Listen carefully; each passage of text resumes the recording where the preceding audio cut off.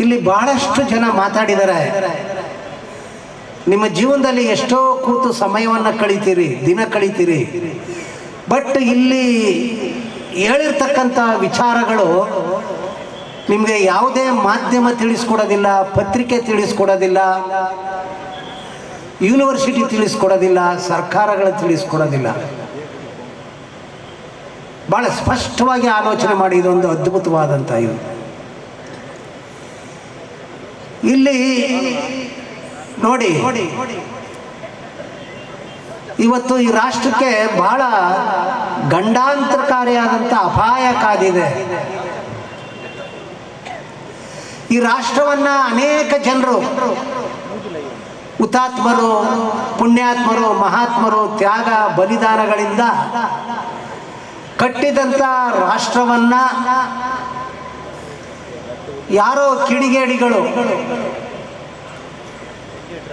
ನಾವೇ ವಾರಸುದಾರರು ಅಂತ ಹೇಳಿ ಪ್ರಜಾಪ್ರಭುತ್ವ, ಸಂವಿಧಾನ, ಸೋದರತ್ವ, ಸಮಾನತೆ ಇವುಗಳನ್ನೆಲ್ಲ ಬುಡಮೇಲು ಮಾಡ್ತಾ ಇದ್ದಾರೆ. ಇದಕ್ಕೆ ಯಾರು ಕಾರಣರು? ಇದಕ್ಕೆ ನಾವು ನೀವು ಕಾರಣರು. ಒಂದು ನಿಮಿಷ ಆಲೋಚನೆ ಮಾಡಿ ನೀವು. ಆದರೆ ಸುಮ್ಮನೆ ಆಲೋಚನೆ ಮಾಡಬಾರ್ದು. ಒಂದು ದಿನ ಊಟ ತಿಂಡಿ ಬಿಟ್ಬಿಟ್ಟು ನೀವು ಆಲೋಚನೆ ಮಾಡಿ, ನಿಮಗೆ ಕಣ್ ತೆರೀತದೆ. 8 ವರ್ಷಗಳ ಹಿಂದೆ ಇವರು ಎಲ್ಲಿದ್ರು?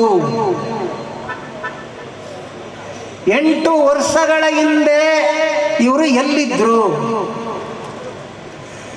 ರಾಜಕೀಯ ಅಂತಂದ್ರೆ ಅದು ಒಂದು ಸಂಶೋಧನೆ, ಅದು ಒಂದು ರಿಸರ್ಚ್.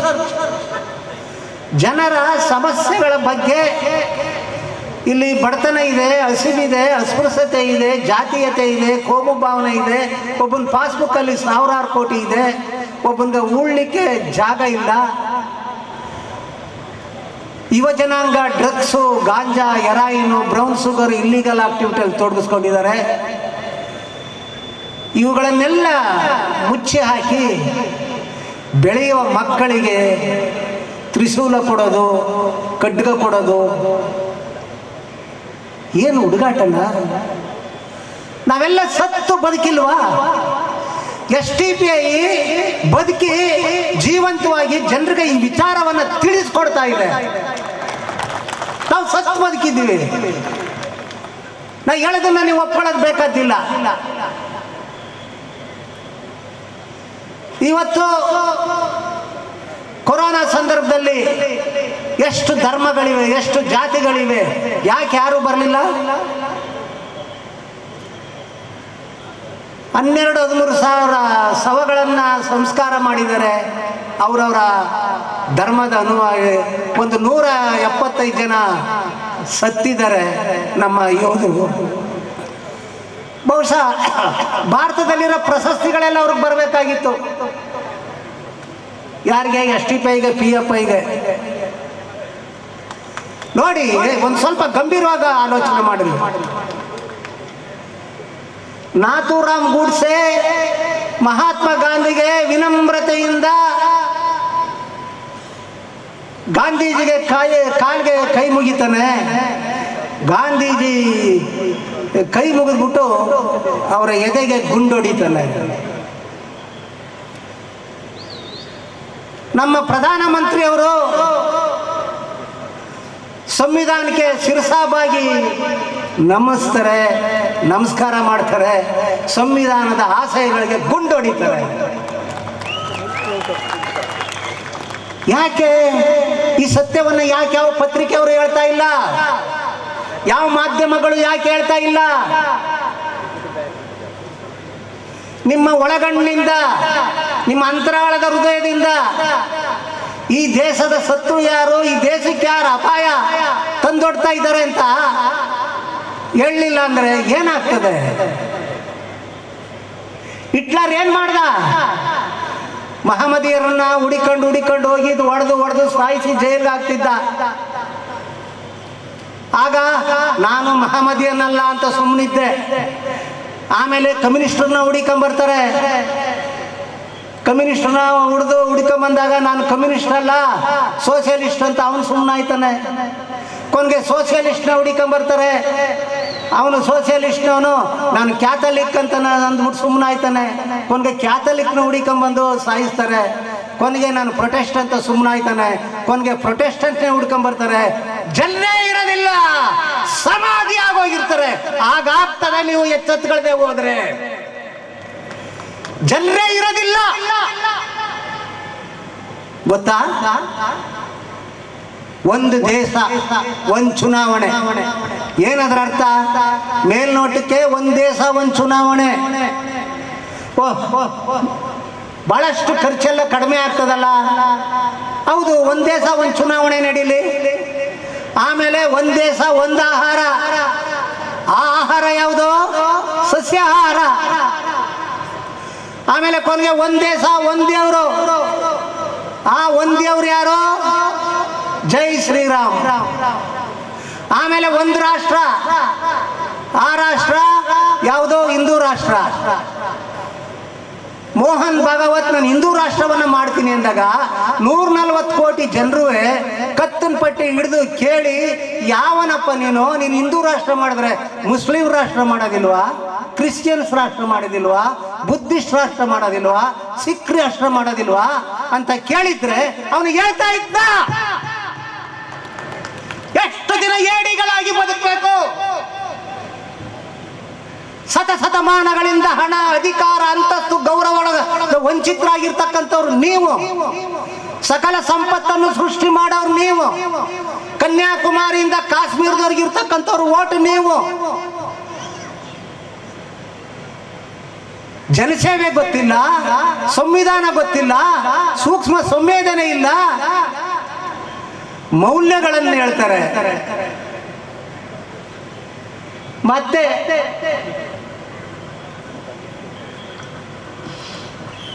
ಓಕೆ, ನನಗೆ ಸಮಯ ಮುಗಿದಿದೆ ಅಂತ ಕೊಡ್ತಾ ಇದ್ದಾರೆ. ಅದರಿಂದ ನಾನು ನೋಡಿ, ಒಂದು ಆಡಳಿತ ನಡೆಸಬೇಕಾದ್ರೆ ಒಂದು ತಾಯ್ತನ ಇರಬೇಕಾಗ್ತದೆ. ನಮ್ಮ ಹಳ್ಳಿಗಳಲ್ಲಿ ಪರ ಅಂತ ಮಾಡ್ತಾರೆ. ಅಲ್ಲಿ ಮಾಂಸವನ್ನು ಪಾಲಾಕಿ ಕೊಡ್ತಾರೆ. ಅದರಲ್ಲಿ ಒಬ್ಬ ಬರ್ತಾನೆ. ಬಂದಾಗ ನೋಡು, ಇವನ್ ಮನೇಲಿ ಅವನ ಮಗಳು ಬಾಣ್ತಿ, ಅವನ ಹೊಟ್ಟೆ ಒಳಗೆ ಒಂದು ಮಗು ಇದೆ, ಆ ಮಗುಗೂ ಸೇರಿಸಿ ಪಾಲು ಕೊಡು ಅಂತ ಕೊಡ್ತಾರೆ ನಮ್ಮ ಹಳ್ಳಿಲಿ. ಅರ್ಥ ಆಯ್ತಲ್ಲ?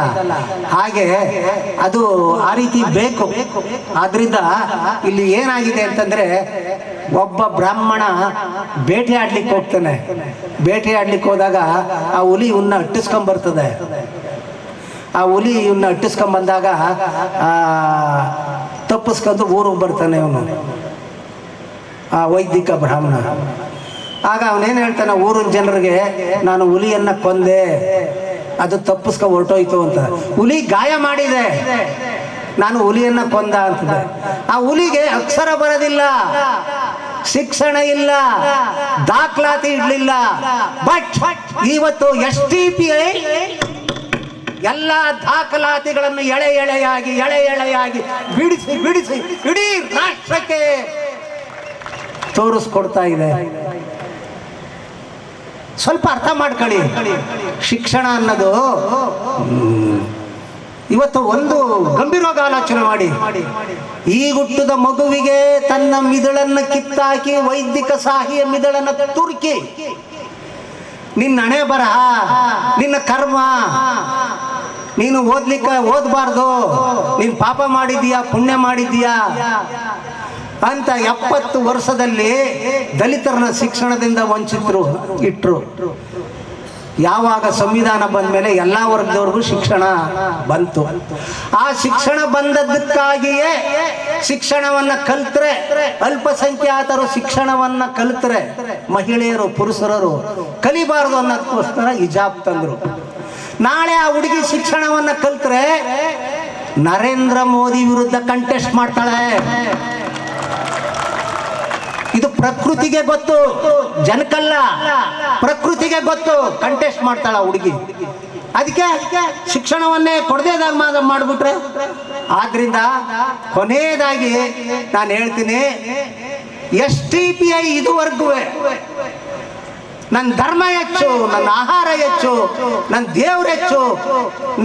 ನಮ್ಮ ದರ್ಗಾ ಮಸೀದಿ ಮುಂದೆ ಇತರ ಜಾತಿಯವರು ವ್ಯಾಪಾರ ಮಾಡಬೇಡಿ, ದ್ವೇಷ ಅಸೂಯೆಯನ್ನ ಮಾಡಿದ್ರೆ ಒಂದನ್ನ ಉದಾಹರಣೆ ಕೊಡಿ. ನಾನು RSS ನವ್ರಿಗೆ ಚಾಲೆಂಜ್ ಮಾಡ್ತೀನಿ. STPI ದ್ವೇಷ, ಧರ್ಮ, ಆಹಾರ ಹೆಚ್ಚು, ನನ್ನ ದೇವ್ರ ಹೆಚ್ಚು, ಪೂಜೆ ಹೆಚ್ಚು ಅಂತ ಕೋಮು ಗಲಭೆಗಳು ಒಂದು ಮಾಡಿದ್ರೆ ನನ್ನನ್ನು ಕತ್ತೆ ಮೇಲೆ ಮೆರವಣಿಗೆ ಮಾಡಿ, ಇಲ್ಲ ಅಂದ್ರೆ ಅವ್ರನ್ನ ನೀವು ನಿರ್ಮೂಲನೆ ಮಾಡಿ. ಎರಡೇ ನಾನು ಹೇಳ್ತಾ ಇರೋದು. ಸೊ ಆ ಒಂದು ದೃಷ್ಟಿಯಿಂದ ಕೊನೆಯದಾಗಿ ಒಂದು ಮಾತನ್ನ ಹೇಳಲಿಕ್ಕೆ ಇಷ್ಟಪಡ್ತೀನಿ. ಇನ್ನೂ ಬಹಳಷ್ಟು ಹೇಳ್ಬೇಕಾದ್ದು ಇರಲಿ. ಈಗ ನೀವು ಯಾವ ತ್ಯಾಗಕ್ಕಾದರೂ ಸಜ್ಜಾಗಬೇಕು. ಈ ರಾಷ್ಟ್ರ ಉಳಿದ್ರೆ ನಾವು ಉಳಿತೀವಿ, ನಮ್ಮ ಅನಿಸಿಕೆ ಉಳಿತದೆ, ನಮ್ಮ ಸಂಸ್ಕೃತಿ ಉಳಿತದೆ. ಆದ್ದರಿಂದ ಕಾಗೆನೂ ಕೂಡ ಇವತ್ತು ಜಾಣ ಕಾಗೆ ಆಗಿದೆ. ಕಾಗೆ ತುಂಬ ಜಾಣ ಕಾಗೆ ಆಗಿದೆ. ಏನು ಗೊತ್ತಾ, ಒಂದು ಕಾಗೆ ಒಂದು ಮಾಂಸದ ತುಂಡನ್ನು ಎತ್ಕೊಂಬರ್ತದೆ. ಕೊನೆಯದಾಗಿ ಆಯಿತು, ತುಂಡನ್ನು ಎತ್ಕೊಂಬರ್ತದೆ. ಎತ್ಕೊಂಬಂದು ಮರದ ಮೇಲೆ ಕೊಕ್ಕಿನಲ್ಲಿ ತಿಂತಾ ಇರ್ತದೆ. ಈ ನರಿ ಬರ್ತದೆ, ನೋಡ್ಬಿಟ್ಟು ಈ ಮಾಂಸದ ತುಂಡನ್ನು ಹೆಂಗೆ ಕಿತ್ತಾಕಬೇಕು, ಈ ಮಾಂಸದ ತುಂಡನ್ನು ಕಸಿದ್ಕೊಳ್ಬೇಕಲ್ಲ ಅಂದ್ಬಿಟ್ಟು ಒಂದು ಉಪಾಯ ಹುಡುಕ್ತೆ. ಕಾಗರಾಜ ನೀನು ಆನಂದವಾಗಿ ಆಟ ಆಡ್ತಾ ಇದ್ದೀಯೆ, ಚಂದಾಗ ಹಾಡನ್ನು ಹೇಳ್ತಾ ಇದ್ದೀಯೆ, ಕೇಳಬೇಕು ರಾಗವಾಗೌಡ ಅಂದಾಗ ಅದು ಆಡ್ಲಿಕ್ಕೆ ಹೋದಾಗ ಮಾಂಸದ ತುಂಡು ಕೆಳಗಡೆ ಬೀಳ್ತಿ ಎತ್ಕೊಟ ಆಯ್ತದೆ. ಇನ್ನೊಂದ್ಸರಿ ಇದೇ ಕಾಗೆ ಮಾಂಸದ ತುಂಡನ್ನು ಇಟ್ಕೊಂಡು ಕೂತಿರ್ತದೆ, ಬರ್ತದೆ, ಅದೇ ಡೈಲಾಗ್ ಹೊಡಿತದೆ. ಆಗ ಹೇಳುತ್ತೆ, ಆಯ್ತು ನರಿರಾಜ ಬಾ ಅಂತ ಹೇಳ್ಬಿಟ್ಟು ಆಡ್ತೀನಿ. ಈಗೇನು ಹೇಳುತ್ತೆ, ನೀನು ಆಡ್ಲೂಬೇಕು, ನರ್ತನ ಮಾಡಬೇಕು ಅಂತ ಹೇಳುತ್ತೆ. ಆಯ್ತು ಅಂದ್ಬಿಟ್ಟು ಆಗ ಕಾಗ ತುಂಡನ್ನ ಕಾಲಲ್ಲಿ ಹಿಡ್ಕೊಂಡು ಹಾಡು ಹೇಳುತ್ತೆ, ಬೀಳೋದೇ ಇಲ್ಲ. ಆಮೇಲೆ ಇನ್ನೊಂದ್ಸರಿ ನೀನು ಹೇಳಬೇಕು, ನರ್ತನ ಮಾಡಬೇಕು ಅಂತ ಒಂದು ಪೊಟ್ರಲ್ಲಿ ಇಟ್ಬಿಟ್ಟು ಅದು ನರ್ತನೂ ಮಾಡುತ್ತೆ ಮತ್ತು ಹಾಡನ್ನು ಹೇಳುತ್ತೆ. ಹಾಗೆ ಜನರು ಬುದ್ಧಿವಂತರಾಗಿದ್ದಾರೆ. ನಾನು ಕೇಳೋದಿಷ್ಟೇ, ನಿಮ್ಮ ಹತ್ರ ಏನೂ ಇಲ್ಲ ಅಲ್ವಾ, ನಿಮಗೆ ಕೈ ಇದೆ, ಬರವಣಿಗೆ ಬರಿಬೋದು, ಬಾಯಿ ಇದೆ. ನೀವು ರಾಜಕೀಯವನ್ನು ನೋಡೋ ರೀತಿನೇ ಬದಲಾವಣೆ ಆಗಬೇಕು. ಇವತ್ತು ಯಾವುದೇ 3 ಪಕ್ಷಗಳು ಸೇರ್ಕೊಂಡು ಆಡಳಿತ ನಡೆಸಿ ಇವತ್ತು ಇಲ್ಲಿ ಬಂದಿದ್ದಾರೆ. 3 ಪಕ್ಷಗಳು, JDS BJP, JDS ಕಾಂಗ್ರೆಸ್, ಇವೆಲ್ಲರೂ ಇದೆ. ಇಲ್ಲಿ ಜನಸೇವೆ ಗೊತ್ತಿಲ್ಲ, ಸಂವಿಧಾನ ಗೊತ್ತಿಲ್ಲ, ಸೂಕ್ಷ್ಮ ಸಂವೇದನೆ ಇಲ್ಲ, ಪ್ರಜಾಪ್ರಭುತ್ವ ಅಂತ ಗೊತ್ತೇ ಇಲ್ಲ. ಈ ಎಲ್ಲ ದೃಷ್ಟಿಯಿಂದ ನಾವು ರಾಜಕೀಯವನ್ನು ಬದಲಾವಣೆ ಮಾಡಬೇಕು. ಅದು ನಿಮ್ಮ ಕೈಯಲ್ಲಿದೆ. ಮತ್ತು ಬೇರೆ ಬೇರೆ ಸುಳ್ಳು ಸುದ್ದಿಗಳನ್ನ ಹಬ್ಬಿಸ್ತಾರೆ. ಯಾವುದು STPIಗೆ ಓಟ್ ಕೊಟ್ಬಿಟ್ರೆ ಕಾಂಗ್ರೆಸ್ ಸೋಲುತ್ತೈತೆ. ಈಗ ನಾವು 5 ಸ್ಟೇಟಲ್ಲಿ ನಾವು ಕಂಟೆಸ್ಟೇ ಮಾಡಲಿಲ್ಲಪ್ಪ. ಇನ್ನು BJP ಬರೋದೇನಿದೆ? ಇದೆಲ್ಲ ಉನ್ನಾರ. ಏನಂದ್ರೆ 2 ಪಾರ್ಟಿ ಇರಬೇಕು, ಕಾಂಗ್ರೆಸ್ ಇರಬೇಕು, BJP ಇರಬೇಕು. ಇದೊಂದು ರೀತಿ ಪಿತೂರಿ ಆಯ್ತಾ. ಅಷ್ಟನ್ನ ಹೇಳ್ತಾ ನೀವು ಜಾಗೃತರಾಗಿ ದಯಮಾಡಿ ನೀವು ಆಲೋಚನೆ ಮಾಡಬೇಕು.